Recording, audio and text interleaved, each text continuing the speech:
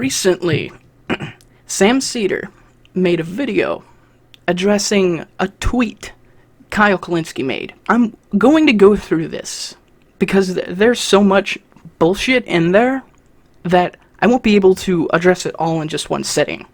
So I'm going to go through it, I'm going to react to it, and I'll point out exactly why Kyle and other people like him and me feel the way we do about this current election. So Kyle Kulinski tweeted this, and before I put this up, I just want to say that I'm not going to fully engage in this argument right now because I think it's too early. Mm-hmm. And I've been saying this, but well, you're already kind of engaging in it a little bit now, aren't you? There's one or two things that I appreciate about it, and I want to use it just to explicate what we're talking about. So Kyle tweeted last night, as a left-winger who will not vote for Biden, I want you to know that I'm 100% okay with you blaming me if Trump wins a second term. I mean it. Blame me. Then get to thinking real hard how you're going to get me to support your candidate next time. Maybe even ask me. I'll tell you. Now, one thing, let me just start off by saying this.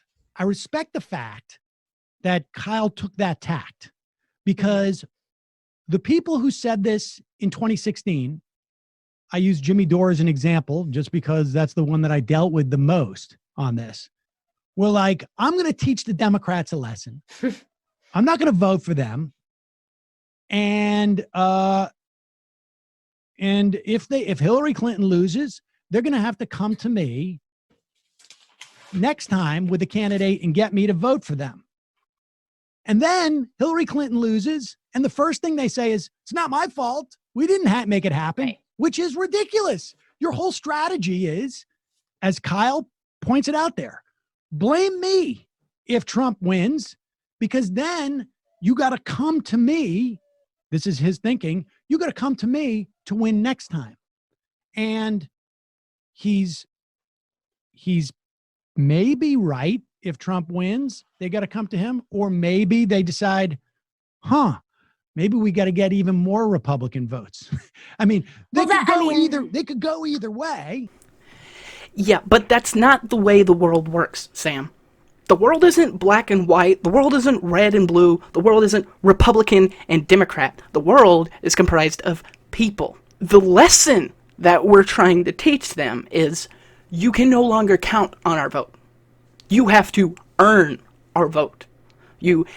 When you come to us and expect us to fall in line and vote for you because you're Team Democrat, that's not going to work out anymore. We're not doing that anymore. We're no longer pledging our votes to a candidate in the future, regardless of what happens, so that they can then turn around and piss in our face. Because if they're not going to give us something, then why should we vote for them? Our thinking is, why, if I don't feel represented by Democrat A or Democrat B, then why should I vote for either one of them if I don't feel represented? If they're not going to give me something that I want? If they're not going to give me anything? We're not pledging our votes anymore. This thinking that they have to get more Republican votes, they also need votes from the left. They don't just need more votes from the center or Republicans, because some Republican votes you're just not going to fucking get because you're a fucking Democrat, and they play identity politics just like you do. So they need to learn how to earn votes from the left. That's our thinking. That's the lesson that we're teaching them here, that we're not pledging ourselves in the future regardless of your record of who you are.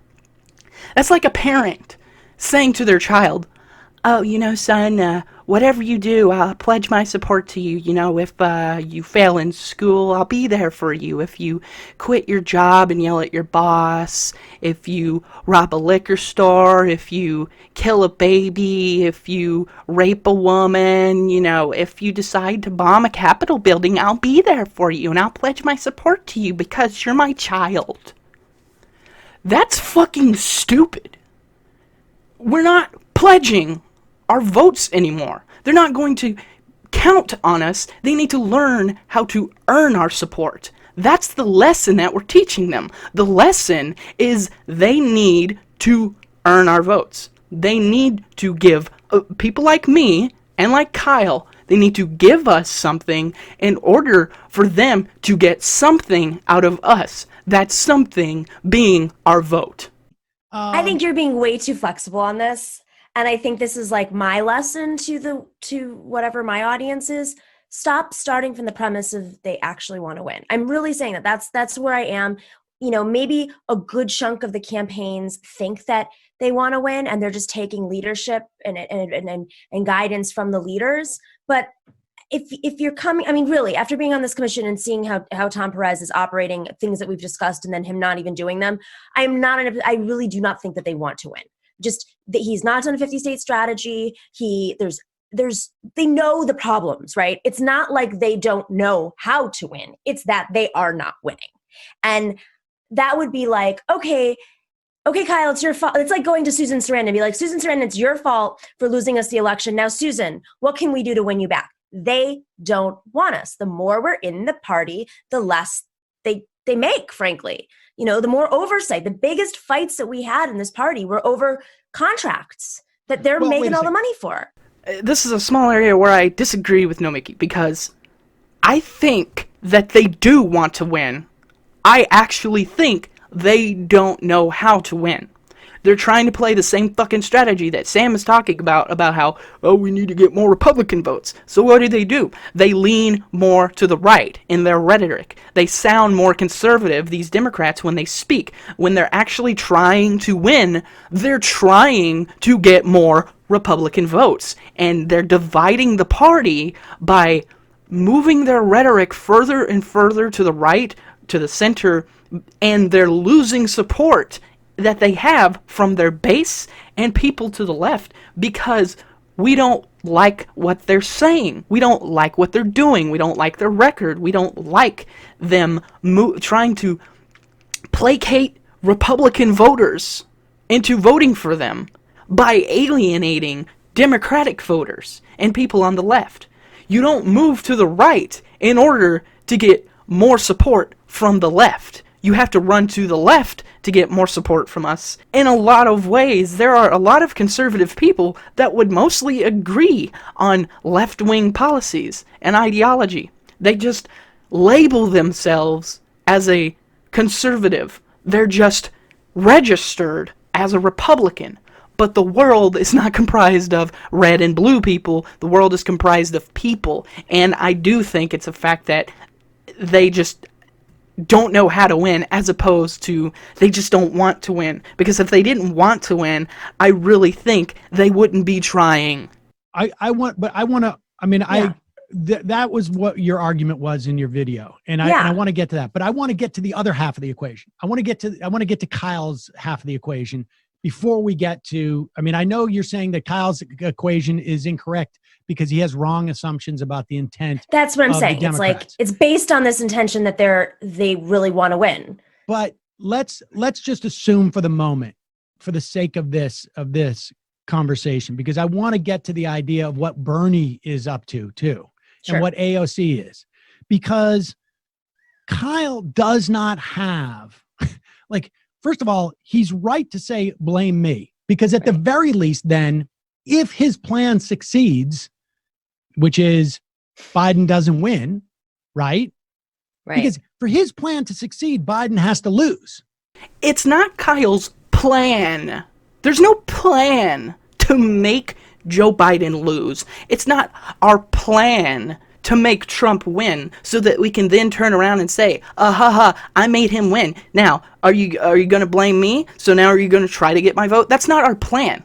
Our plan is we're not pledging votes anymore for the eventual Democratic nominee, regardless of who the eventual Democratic nominee is. It's not our plan to make one or the other candidates win so that we can then turn around and say, now blame me. No. So it's not a fucking plan. We can't plan out what the candidates are going to do. We can't plan out what other voters are going to do. We have no plan for that. We can't actually do anything about that. We can't manipulate the circumstance like a fucking elite and the establishment can manipulate the circumstance with a phone call, the way Obama manipulated this election with a phone call to beat Buttigieg. We can't do that. We don't have a plan to make either of those two win. Right. Because if Biden wins, then the party says, okay, we definitely don't need Kyle Kulinski. He's completely out of the picture. And I don't mean to pick on Kyle, but I'm just saying in terms. So for Kyle's plan to win, to succeed, two things have to happen. Biden has to lose, and there has to be a perception, at least, that the reason why Biden lost was because Kyle didn't vote for him. And but obviously not just Kyle, but everybody that what Kyle he represents. Yeah. And in 2016, the plan was Clinton has to lose, and then I'm going to pretend like I wasn't responsible for Clinton winning, and then somehow magic happens. At least Kyle has the two steps correct. Mm-hmm. The second step has to happen. It won't, just like it didn't happen last time. Otherwise, we wouldn't have Joe Biden. So we have an example of the failure of that strategy. And part of the problem is that there's not enough overwhelming evidence that, and there won't be this time either, just like there wasn't last time, that they actually caused the loss. See, that's the point that I'm trying to say. They're still, and they're partially right. This is a hard moment, right? They're still of the mindset that the progressive base is going to fall in line. And I'm going to be real with you guys. We did in 2016. So ultimately, we don't have that leverage. I keep saying we don't have that leverage. That's what I'm saying, is that we do, the power is not there. And Sanders, I think, realizes in this moment that he did not have the power. He was not getting all of those people that he should have gotten to vote for him. And so the question is do you grind down what you have, right, and obliterate it, or do you maintain it so that you can fight in other areas? And this is the argument that I would make. Like, what happens if Joe Biden does win? Right. How irrelevant. We have a real problem, guys. Right. We got to think about that.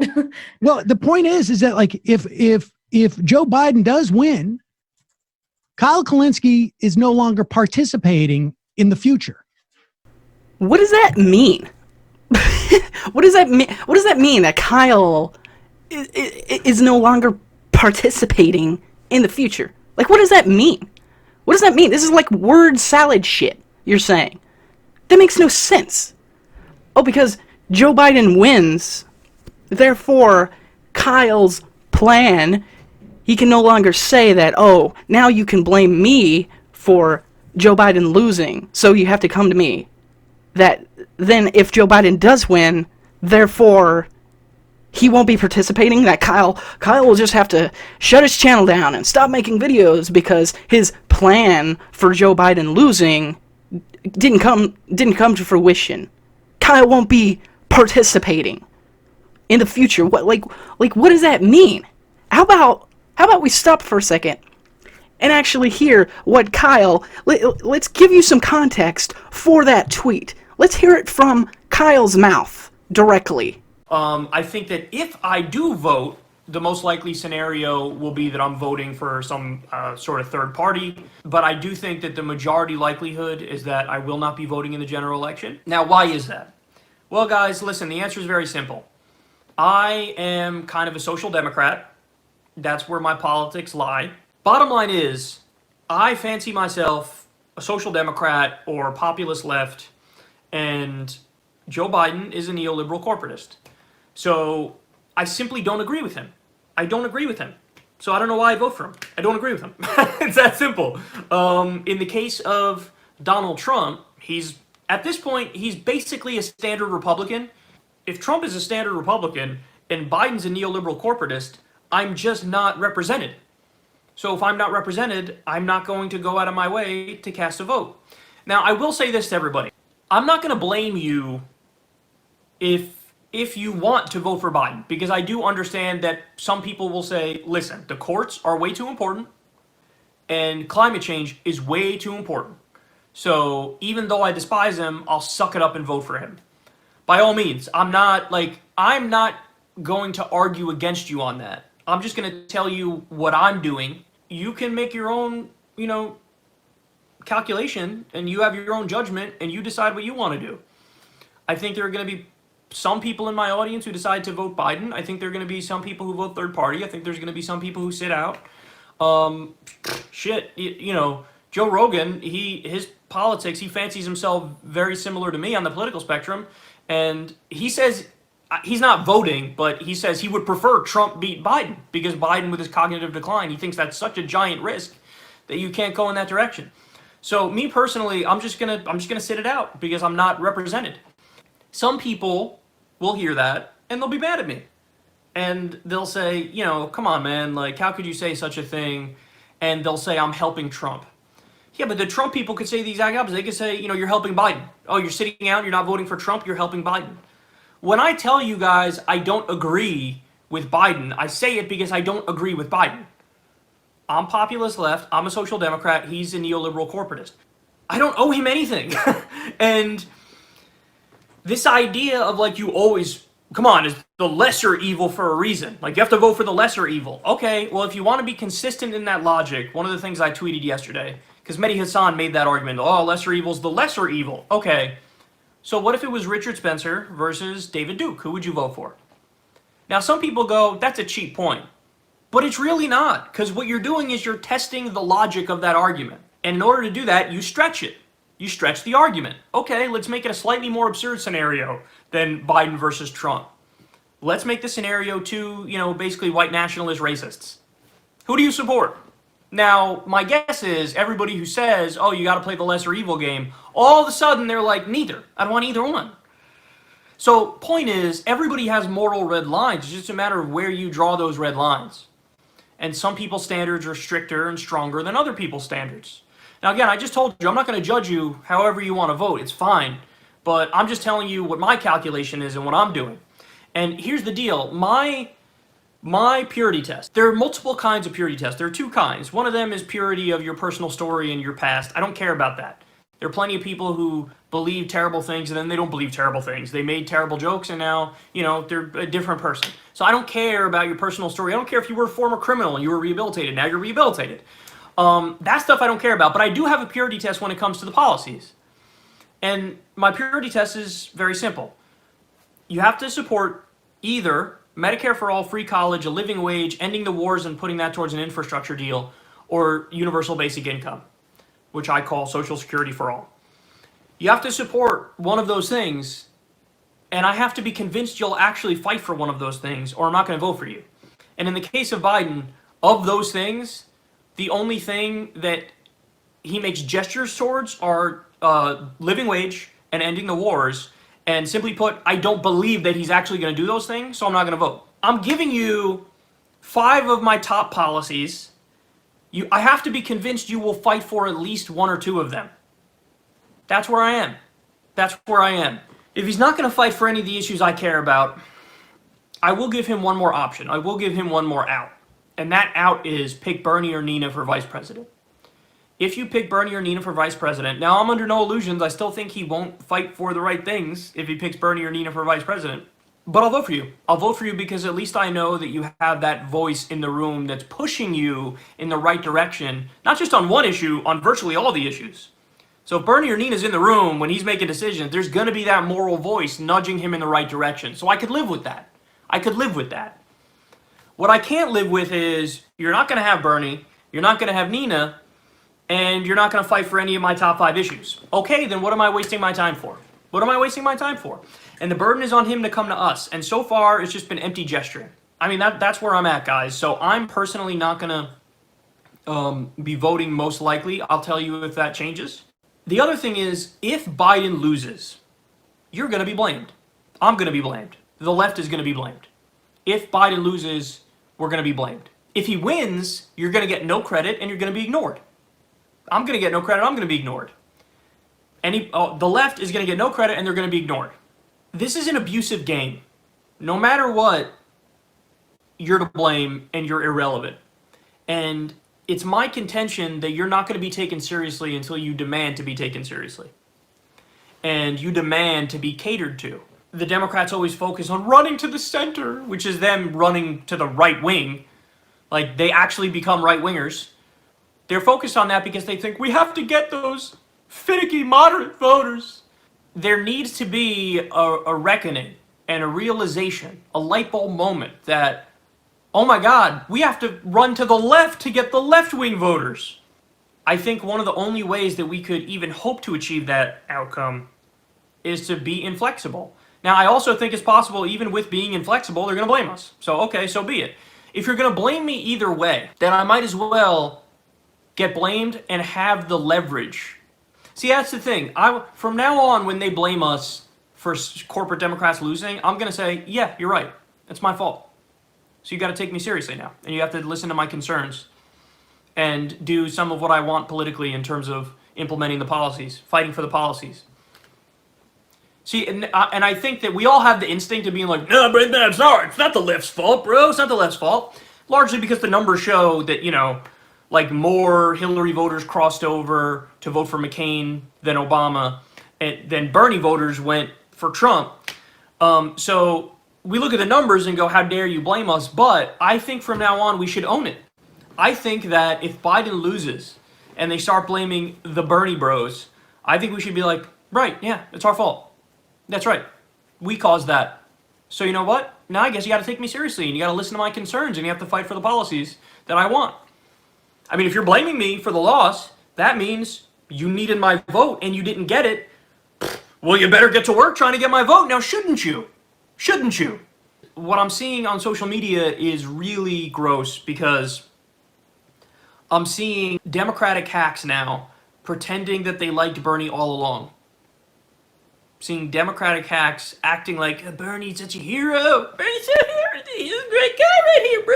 What a wonderful guy, bro. If you don't immediately say, you're right, and now I will support Joe Biden, they will turn on you so quick.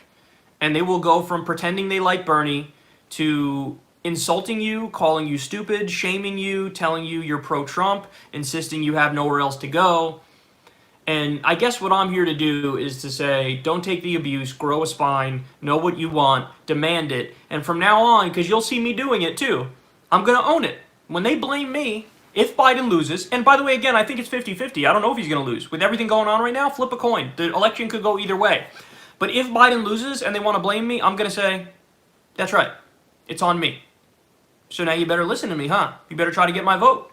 You better try to, give me the policies that I want, because, or at least some of them, at least pass my lenient test. I have the most lenient test on planet Earth. Agree with me and fight for one or two of the issues that I care about. And that's the thing is that's why this election is so disrespectful.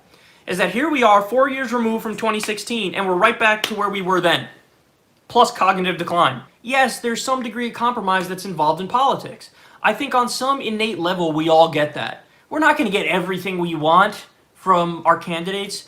Bernie's rare. He's so rare. Like, I got most of what I wanted from Bernie in terms of policy. Not all, but most of what I wanted.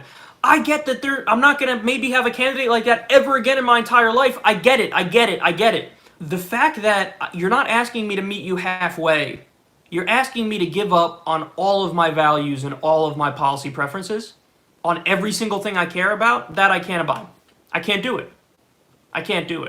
I was tweeting about this yesterday. Medicare for all, free college, living wage, ending the wars, Green New Deal, legal marijuana, abolishing student debt, stopping outsourcing. I could sit here all day and list off all these left-wing priorities. Not a single person on the left actually believes Biden will fight for any of these things. So the argument is, shut up and swallow neoliberal corporatism yet again. I'm not going to do it.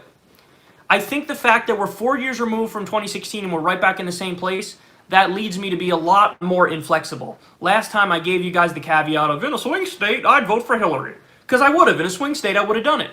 I'm not even saying that now, this time around, about swing states. I'm not doing it. Because I don't have it in me anymore. Like, I want to vote for Biden. But he's not giving me anything. There's nothing there. And also the way everything unfolded with Bloody Monday. How we had it, and then they stole it. So I'm like, oh, okay. So you're going to spit in my eye and then say, but you're going to fall in line, right? Hell no. Hell no, not happening. They want us to give in on all of our priorities, and I can't do that. I can't give in on all of our priorities. I just can't do it. I don't have it in me. And I'm convinced with Biden's record, he's not even going to pass my simple purity test of like 1 or 2 issues, and I need to know you're going to fight for them. He's not going to do that. So then it's Bernie or Nina, and he's not going to pick Bernie or Nina, so I'm out. What do you want me to tell you? Oh, would you look at that? There you go. Straight from the fucking horse's mouth. The reason why we won't be voting for Joe Biden. Because he's not going to give us anything. Because so what's the point? So, like I said, I have no idea what the fuck that means that Kyle will no longer be participating. And that is like there's a time to go all in on a bet, which is what Kyle's doing here. He's going all in on a bet. And I'm holding off on just sort of like, I think, really drilling in on this because I am also perfectly willing to be open to the possibility that from a tactical standpoint, as these committees are going on, that this is helpful. It could get more from these actual committees, and we'll talk about that in a moment. So, I want to just put that caveat in the sake of this conversation. Well, you've already gotten into it. You've already struck the match. You've already lit the flick. We're here, we're talking about it, you're talking about it, you don't really want to get into it, but you did a 23 fucking minute video about why Kyle might be wrong about this. You've already gotten into it. So now we're here, now I'm addressing you, and, now we're into it. But if Joe Biden wins, because, 85% of Bernie Sanders voters, which is all you really need, come out and vote for Biden, in addition to all the other people who voted for Biden, and, extrapolated to a general election. Joe Biden wins, Kyle Kulinski's out of the conversation. Now, I'm not saying that he would have ever been in. I'm just using this as an example, right? What the fuck? Again, what the fuck does that mean? He won't be in the conversation. He won't be part of the national dialogue. I guess you're proving his point. But he's going to start being ignored, even if we lose. If Joe Biden loses, then they're gonna blame people like Kyle and people like and people like me. But if Joe Biden wins, then we're gonna be ignored. Like Kyle said, you're proving his fucking point by saying that. Oh, he won't be part of the conversation anymore. What the fuck does that mean? I guess he'll be ignored by assholes like you. Or dismissing what Kyle says because Joe Biden wins, he'll be ignored by idiots like fucking you. With this pompous arrogance that Sam Seder has about this. It's fucking mind-boggling. You're proving Kyle's point. And found Justice Democrats, so in one sense, he actually does have some leverage. Yeah. I mean, and so. Well, thank you, Namiki. At least she makes a little bit of sense. Because if it wasn't for Kyle, there wouldn't be Justice Democrats. Kyle founded a movement, a political movement. He started Justice Democrats. Him and Cenk Uygur, co-founders of Justice Democrats. If it wasn't for Kyle Kulinski, you wouldn't have AOC in Congress right now. And AOC has disappointed me recently. But if it wasn't for Kyle, there would be no Justice Democrats. Kyle and Cenk Uygur are no longer in part of Justice Democrats. They're no longer in the part of the staff because Kyle stepped down because that bullshit that years ago Cenk Uygur had somewhat controversial opinions, and now he was shoved out of Justice Democrats. Kyle decided to step down as well because he disagreed with it. Now, though he founded Justice Democrats, he's no longer in charge of Justice Democrats. I don't know how much he really was in charge, really, but he's not in Justice Democrats anymore. So this fucking bullshit statement of, Kyle won't be participating anymore if Joe Biden wins because his plan is for Trump to win, which is utter nonsense. It's fucking garbage. It makes no fucking sense. That's just words. You're just flinging verbal diarrhea around. What does that mean? Kyle won't be participating anymore. He won't be part of the conversation. What the fuck does that mean? Sam Seder likes to act so fucking pretentious sometimes, and that things that he says, he likes to state his opinion ironcladly and pretend it's fact. The point is that you've then made it impossible for you to impact going forward, and that's the tightrope that AOC is walking. She's going like, what she's saying is, I'm going to vote for, and I'm going to support the Democratic nominee. But the Democratic nominee needs to make it easier for me to bring my people along. That's right. And because I know what my limitations are, and I cannot sell, ice to, an Eskimo, whatever that saying is. And I don't think that's not an offensive saying, right? I mean, ice, I can't sell ice to someone who lives in Buffalo. the Antarctic, in Buffalo. The word is Inuit, you fuck. Inuit. Eskimo is now considered somewhat offensive. It's Inuit, And what fucking brilliant fucking analogy you have there. Ooh, you can't sell ice to an Inuit. Ooh, I can't sell ice to an Eskimo. Ooh, what fucking wonderful analogies and metaphors you have. That totally fucking makes sense. You're totally changing my mind, Sam. And you need to offer something so that I can go to my people and say, come along. Now, Kulinski does that. The ask is pretty big. He wants Medicare for all, or I can't remember what the second thing was. Oh, you can't remember what the fucking second thing was. Maybe you should actually fucking learn about the person you're talking about before you start criticizing them on the things they're fucking asking for. Oh, it's such a big deal to fucking ask for Medicare for all, to ask for that people don't go bankrupt and die from a lack of go bankrupt from medical care or die because they can't fucking afford it. Oh, that's such a big ask to ask fucking Joe Biden to come along with it. Oh, that's such a big... and I can't remember what the second thing was. He wants Medicare for all, and I forget the second thing. Sam, what a fucking idiot. He doesn't fucking know it. I'm gonna laugh like you do with your fucking co-hosts on the Majority Report and make fun of you because I'm a pompous douche up on a fucking high horse, and I'm arrogant, and I'm a pretentious fuckhead who fucking likes my opinions and likes to laugh at idiots who don't know things. Like you fucking did, Sam Seder, with Jimmy Dore when he went on Tucker Carlson. He didn't know what that was. What an idiot. He doesn't know that. Fucking arrogant fuck. What kind of verbal fucking garbage is that? It's not hard. If you actually know anything about Kyle, you would know that Medicare for all, end the wars and maybe put the money that we use towards killing people towards an infrastructure, towards our infrastructure, our bridges and everything nearly gets a grade of D in this country, our roads, end the wars, Medicare for all, UBI, living fucking wage, end the drug war, at least legalize fucking marijuana. If you're not gonna legalize coke or crack or methamphetamines, you know what, fine. At least give us fucking pot, But no, that's too big a fucking ask. It's too much to ask, Remember, if you're gonna talk about Kyle, at least know what you're fucking talking about.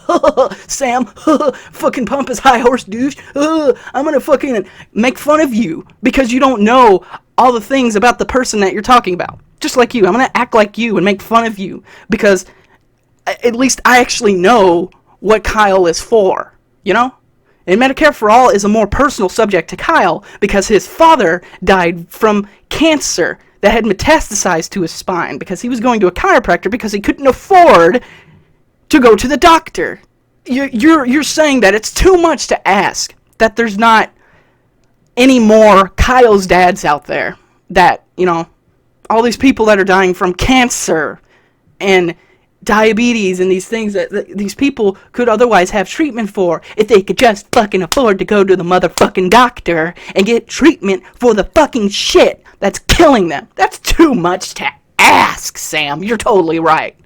But I think that's probably a bigger ask than you're going to get at this stage. Otherwise, what was the point of Bernie Sanders? Right. Right. Like, I mean, So there's a I mean, Bernie was the leverage. I said this to Michael last week when I was on the show, that, you know, I said all the leverage, Bernie was that leverage. There's no leverage after Bernie. He's the leverage. And once he's out of the race, poof, it's gone. I mean, it might change over time. It might change in a few months. You know, there's lots of different scenarios here, but there were people that were big surrogates on the Bernie campaign who wanted to get involved in the Hillary campaign, and they literally gave him a giant F you. And this was an example of that. I mean, the title of this piece is Hillary fucking ignored us in swing states. That was the title of the piece. And I think, you know, that's a good segue into these task force things, because this seems to me to be a mechanism at the very least where maybe, you know, again, this is about like hope and potential. And, you know, this is smart by the Biden people. I don't know if they're actually going to do it. But I don't know what else you can get out of the situation. You're not going to get Joe Biden to come out tomorrow and say, I'm for Medicare for all now. But you could get Joe Biden out there to have basically Bernie people develop relationships. I mean, that's really what you're talking about. It is really, in many respects, it's sort of like, I'm dealing with, Blankety Blank over here, and they sort of know what they're talking about. I'm dealing with Blankety Blank over here, and they sort of know what the Blankety Blank they're blankety blanketing talking about. Yeah, Sam. Fucking magnificent. Oh, so the key is to, you might not get Joe Biden to come out for fucking Medicare for all, but you could get Bernie people to help him win. Oh, fucking magnificent. I never thought of that. I never thought that, you know, Joe Biden might not be for anything that I want, but I could help him win. Ooh, fucking clever. Brilliant idea. If this coronavirus stuff ends or abates during, like, from, let's say, September and October into November, August, September, October, Joe Biden had no physical campaign. That's right. Or, you know, maybe that's a slight exaggeration, but very little of one. And they're going to need to rely heavily on the infrastructure that Sanders built if they are to get people on the ground in a couple of months at the end. And so that's good. That's the leverage? What leverage? Making Joe Biden win. Or the infrastructure that Bernie people had in place to get Joe Biden to win. That's the leverage we have? What? The leverage is giving the election to a person who won't give us what we fucking are asking for? Oh, that's the leverage. Them having to count on us, I guess is what she's saying? We have nothing. Give Joe Biden the election. We have fucking nothing. Getting him elected, we still have fucking nothing. Because he doesn't fucking support our agenda. The leverage is getting the Democratic nominee elected. There's no fucking leverage there. There's no leverage if you're just giving it away. That's the opposite of having leverage, is giving it away. Getting the person that you don't want elected. There's no leverage there. We have no power. We have nothing right now. We have nothing. The only leverage we had was Bernie, and Bernie gave the camp away. He sold everything. He's basically now calling people like me who aren't going to vote for Joe Biden irresponsible. We have nothing. We have no leverage. The leverage was given away. The leverage was sold. We have nothing. We have no leverage. There's still no leverage. Whatever you think looks like leverage, guess what? It's not leverage. Because we have nothing. Not anymore. Not after Bernie endorsed Joe Biden, his very good friend of his, who lies about his record, when Bernie was on fucking stage with Joe and he asked him about his record on Social Security and speaking about cutting Social Security and Medicaid and and every single thing in the government. He asked him, did you say these things? Which he did, which there's video of him saying. He's like, no, I did not. Oh, you're a very good friend of mine, but you're a lying piece of shit, but I endorse you. There's no fucking leverage anywhere. Not anymore. It was given away. I'm not going to talk about the rest of the video, most of the video. I've only reacted to certain segments of this video. The rest of it, it's just garbage. You know, Sam has this fucking egotistical attitude when it comes to people within his circle of politics, I guess you could say. I completely agree with Sam when he criticizes people on the right. When he has these argumentative phone calls with a fucking Nazi sympathizer or a white nationalist or some racist fuck who, you know, is like saying, oh, studies show that black people are smarter than white people and Jews are smarter than blacks or whatever the fuck, you know. I'm fine with you critiquing these people.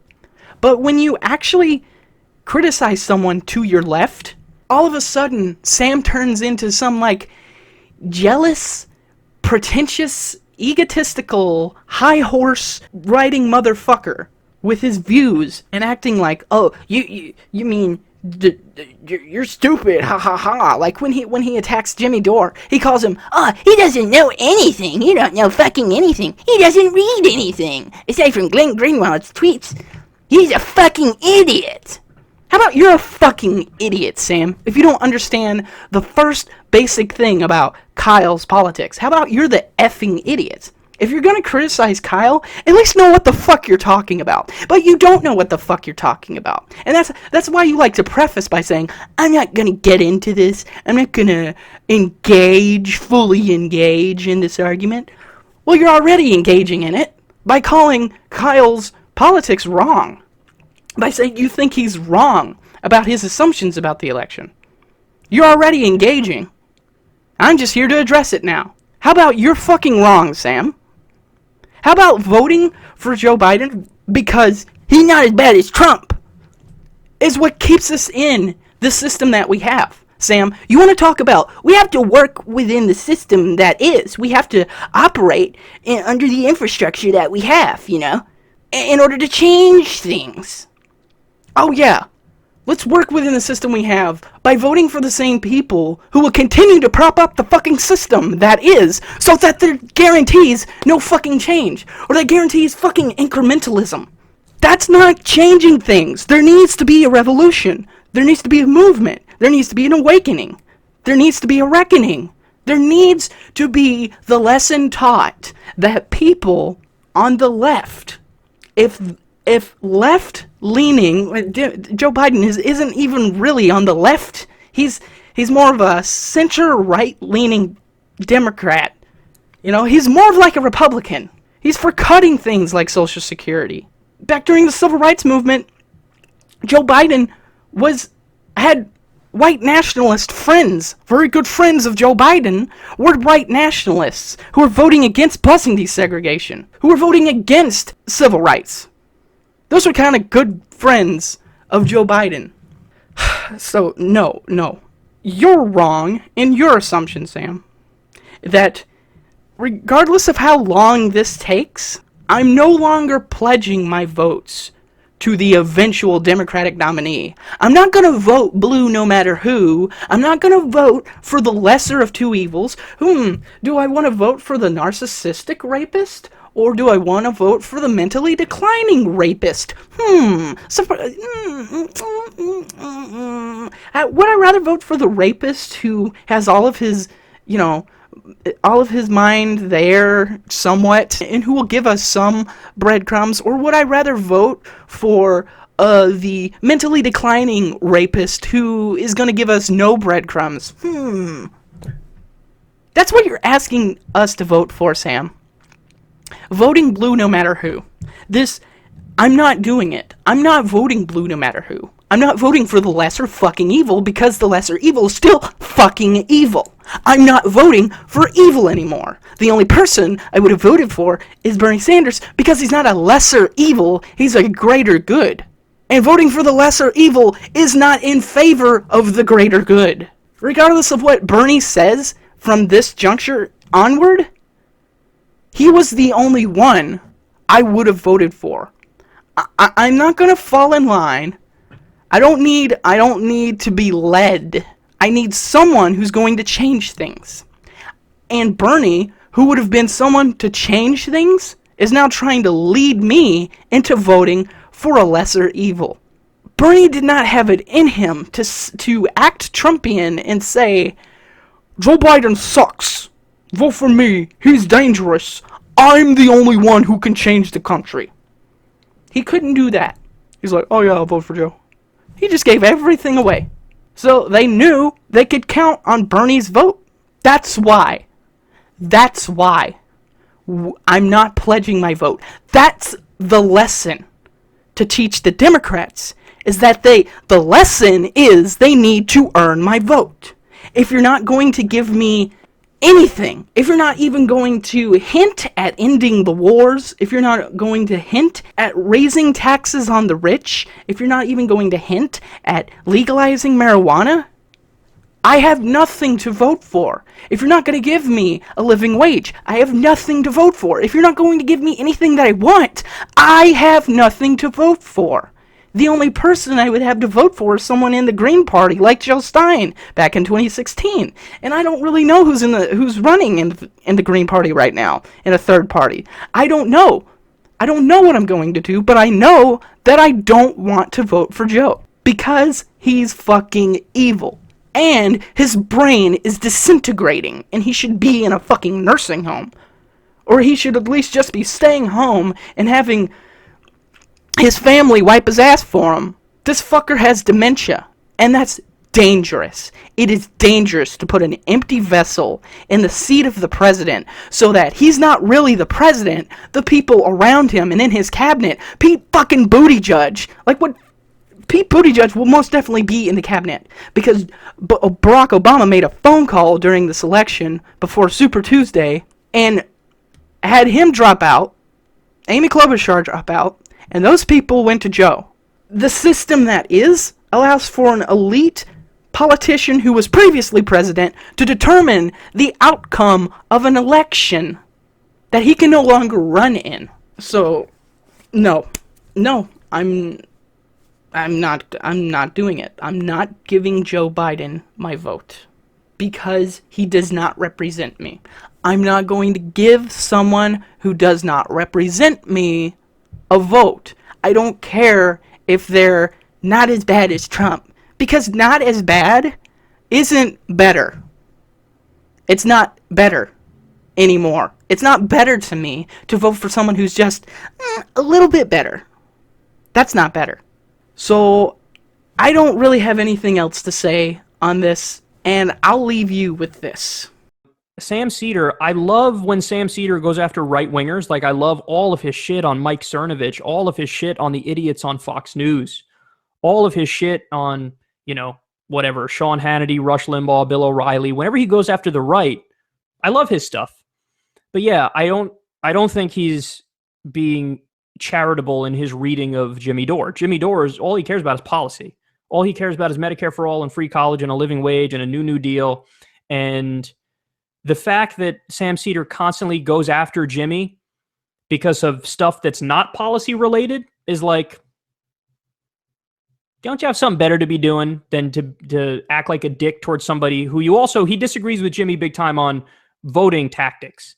So, Sam Seder would argue, no, in the general election, you vote for the lesser of two evils. You suck it up and vote for the lesser of two evils. And Jimmy Dore says, no, fuck that. The lesser of two evils is still evil. So I'm not going to do that. And so Sam, that's, I think, the core of why Sam Seder's been going after Jimmy Dore.